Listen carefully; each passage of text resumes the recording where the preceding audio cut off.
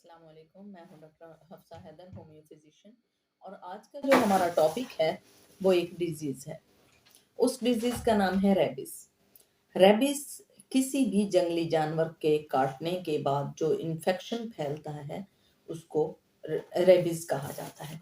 Rabies का positive organism जो होता है रेब्डोवायरस वो कहलाता है।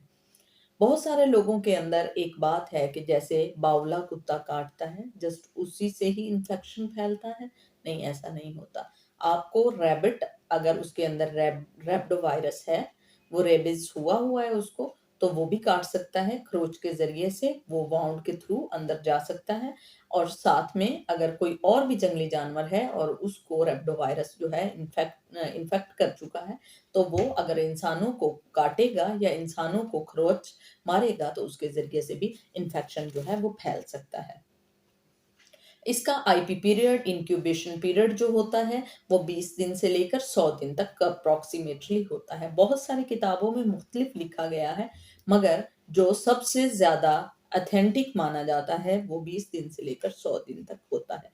मे बी पहले ऐसा होता हो जो पुरानी किताबों में है।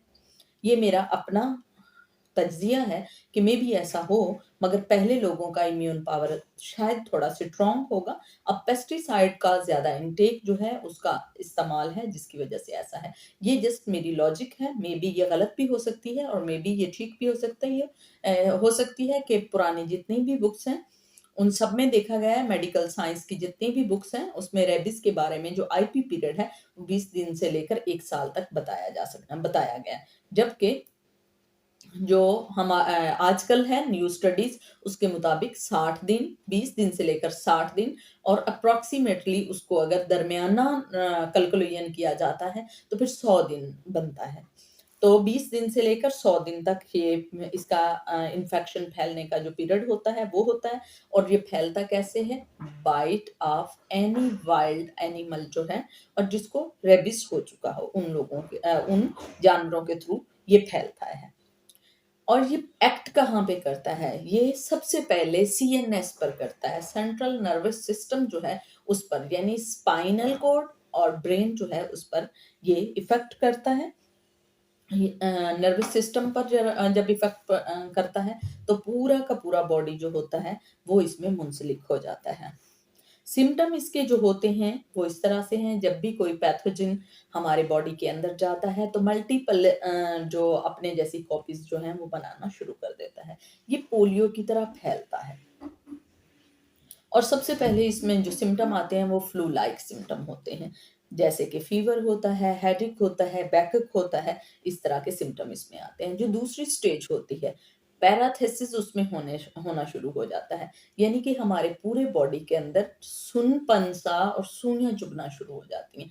सुइयां चुभती हैं सिर्फ एक जगह नहीं, वो मकाम नहीं जो इन्फेक्टेड हुआ है, बल्कि होल बॉडी जो है उसके अंदर ऐसा इन्फेक्शन जो है। सेकंड स्टेज जो होती है वो इसकी इस तरह से होती है। जो इसकी थर्ड स्टेज आती है, उस थर्ड स्टेज में जो है ये हमारे सेरिब्रम जो है वो काम करना छोड़ देता है।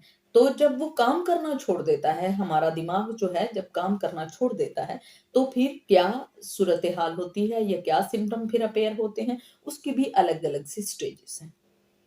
एंजाइटी बहुत ज्यादा होती है, एगिटेशन बहुत ज्यादा होता है, कुछ हो ना ऐसा फील हो कि जैसे कुछ बुरा होने वाला है। दिल जो है बहुत ज़्यादा बेचैन और बेकरार है।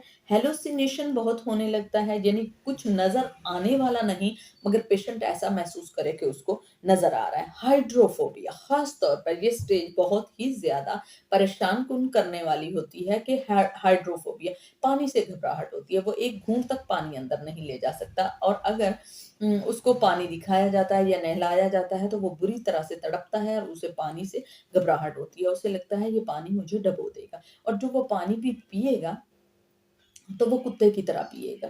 अगर जिसको हाइड्रोफोबिया या जिसको रेबिस जो है वो इन्फेक्ट कर गया है, तो वो सेम उसके सिम्टम भी उसी तरह होंगे, यानी ज़ुबान को बाहर निकाल कर फिर उसको कुत्ते की तरह वो पीना शुरू कर देगा। मैं अगर हो सका तो मैं एक पिक भी यहाँ पे लगा दूंगी, तो उसके ज़रिए से आपको आसानी हो जाएगी। उसके अलावा फोटोफोबिया भी होता है, रोशनी से शदीद घबराहट होती है, आंखें चुंधिया सी जाती हैं, पेशेंट जो है वो इसके अंदर नहीं जा सकता। उसको बहुत बुरा लगता है कि जैसे ही वो बाहर आए, यानी रोशनी में आए, किसी किस्म की भी रोशनी हो, चाहे सनलाइट की रोशनी हो या ये बल्ब वगैरह हों या इलेक्ट्रिसिटी, कोई भी उसको भाता नहीं है, उसको बहुत ही शदीद बेचैनी होती है। अब ये होता कैसे? कुत्ता जो होता है वो किसी को बगैर वजह के नहीं काटता, जब भी काटता है तो वो अपने डिफेंस के तौर पर उसको काटता है। सपोज हम कुत्ते को सपोज कर रहे हैं।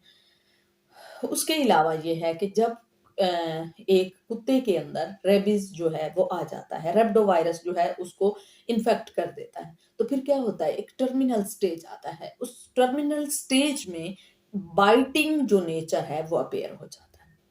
बाइटिंग जब नेचर अपेयर होगा तो वो एक इंसान को काट लेगा और वो अपना वायरस आगे मुंतकिल कर देगा। जब वो अपना वायरस आगे मुंतकिल कर देगा, यहाँ पे दो जो है ट्विस्ट आता है, दो चीजें होती हैं।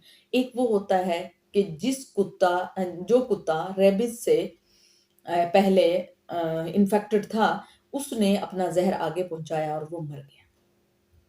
दूसरा क्या है?